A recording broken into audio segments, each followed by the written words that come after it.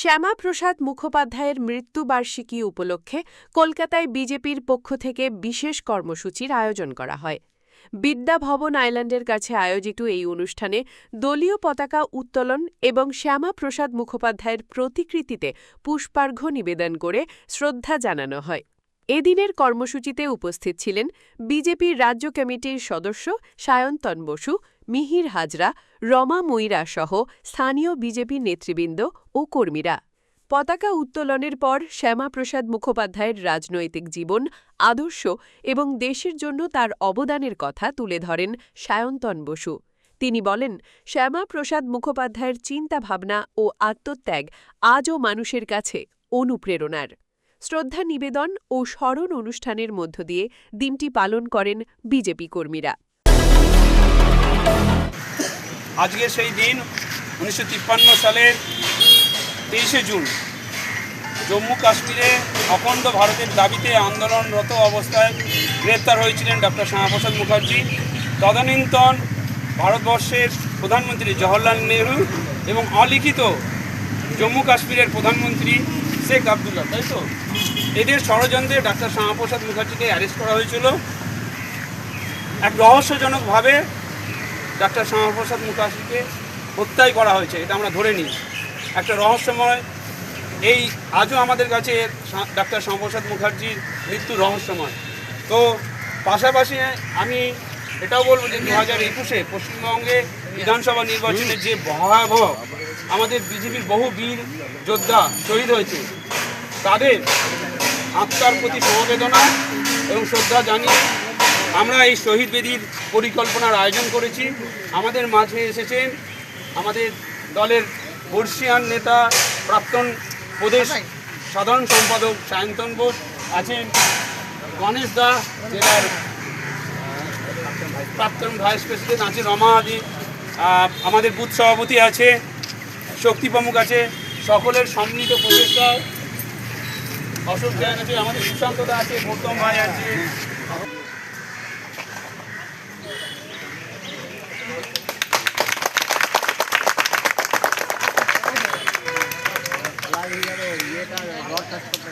উনিশশো 1953 সালের 23শে জুন আজকের দিনে শ্রীনগরে ডাল লেকের ধারে অন্তরীণ অবস্থায় যখন ছিলেন শ্যামাপ্রসাদ, তখন রহস্যজনক উপায়ে তার মৃত্যু হয়।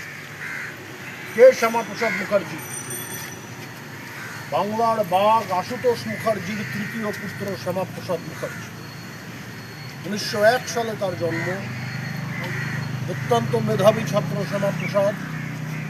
প্রেসিডেন্সি কলেজ থেকে প্রথম শ্রেণীতে প্রথম হন তিনি ইংরেজিতে, গ্র্যাজুয়েশনে ফার্স্ট ক্লাস পাস।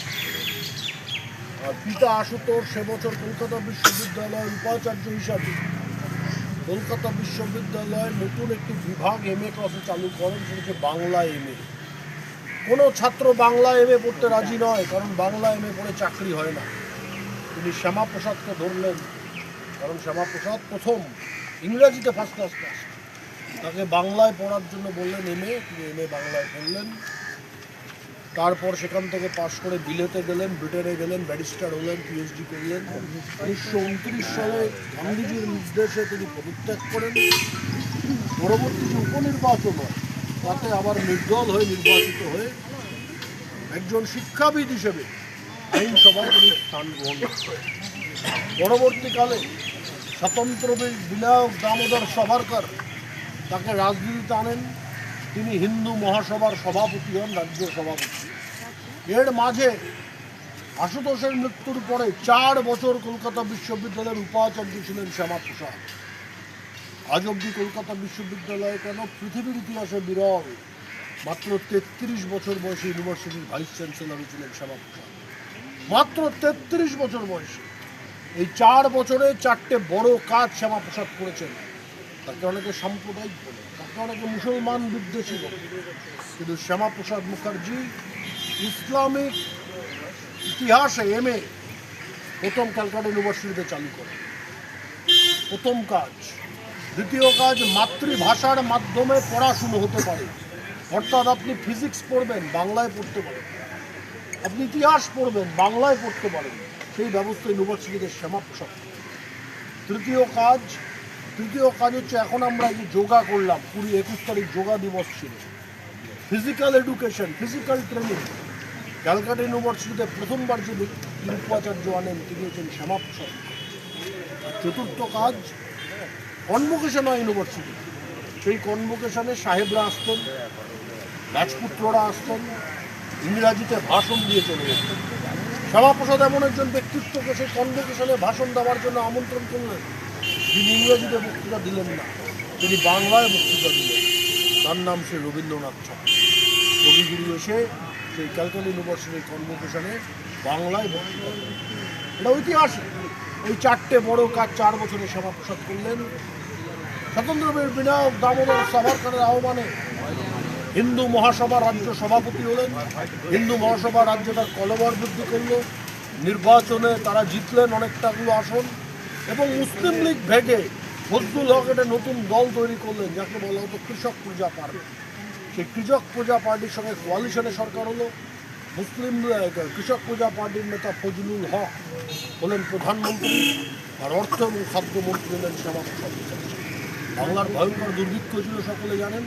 ব্রিটিশ সরকার জাপানিদের আক্রমণকে প্রতিহত করার জন্য চাষিদের থেকে, কৃষকের থেকে ধান তুলে নিয়েছিল। এর বিরুদ্ধে প্রতিবাদ করে, এর বিরুদ্ধে যাতে না হতে পারে, মন্বন্তর যাতে আটকানো যায়, শ্যামাপ্রসাদ জেলায় জেলায় ভ্রমণ শুরু করলেন, মেদিনীপুর গেলেন।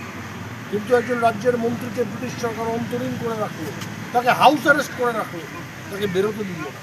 কাশ্মীরের ক্ষেত্রে সুপ্রিম কোর্ট ইন্টারভিন করতে পারত। আর একটা কাজ করা হলো, সেটা হচ্ছে কাশ্মীরে আপনি আমি গেলে আর পারমিট লাগলো না। এটা হলো শ্যামাপ্রসাদের মৃত্যুর পরে। কিন্তু তখনও জমি বাড়ি আপনি কিনতে পারতেন না, তখনও কাশ্মীরের ভোটার লিস্টে আমার নাম উঠত না। আপনি আমি তখনও কাশ্মীরে গিয়ে ওদের সরকারে চাকরি করতে পারতাম না। কিন্তু শ্যামাপ্রসাদের বাকি স্বপ্নকেও মোদিজির সরকার সার্থক করেছেন। 2019 সালের 5ই আগস্ট শ্যামাপ্রসাদ মুখার্জি এই যে বাকি স্বপ্ন পার্লামেন্টে পাশ হয়ে গেছে, 370 ধারা রদ হয়ে গেছে। রদ হওয়ার ফলে এখন আপনিও কাশ্মীরে জমি কিনতে পারবেন, আপনিও কাশ্মীর সরকারে গিয়ে চাকরি করতে পারবেন, আপনিও কাশ্মীরের ভোটার হতে পারবেন। সেই ব্যবস্থা মোদিজির সরকার করেছেন।